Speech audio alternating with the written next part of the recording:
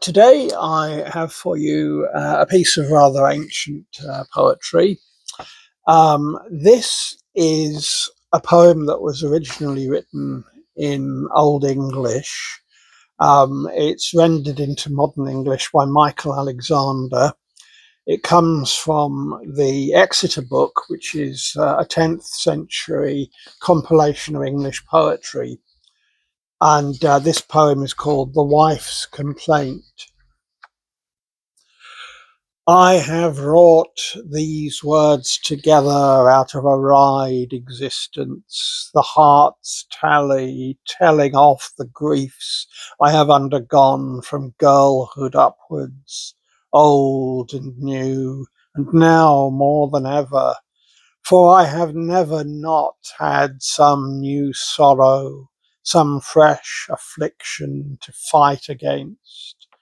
The first was my Lord's leaving his people here, crossed crests, to what country I knew not, wondered where, awoke unhappy.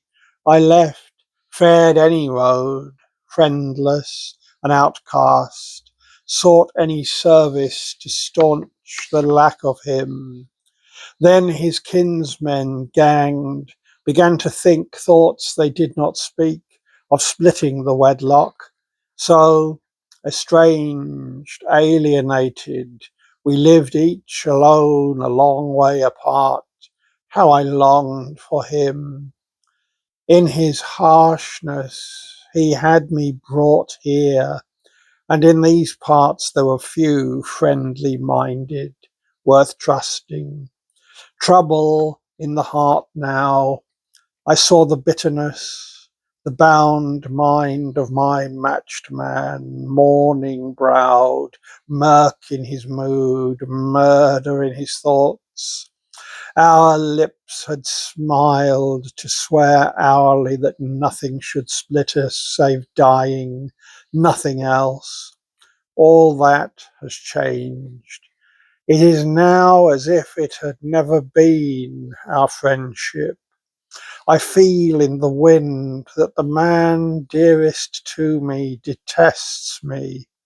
I was banished to this knoll knotted by woods, to live in a den dug beneath an oak. Old is this earthen room, it eats at my heart. I see the thorns thrive up there in thick coverts on the banks that bulk these black hollows, not a gay dwelling. Here the grief bred by Lord Lack preys on me. Some lovers in this world live dear to each other, lie warm together at day's beginning. I go by myself about these earth caves under the oak tree.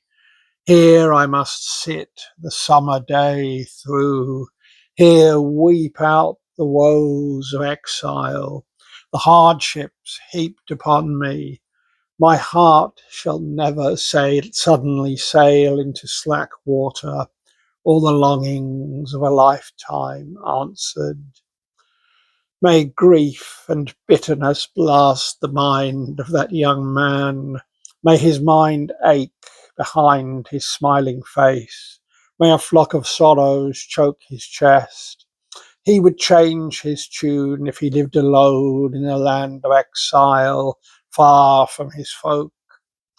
Where my friend is stranded, frost crusts the cracked cliff face, grey waves grind the shingle. The mind cannot bear in such a bleak place very much grief. He remembers too often less grim surroundings. Sorrow follows this too long wait for one who is estranged.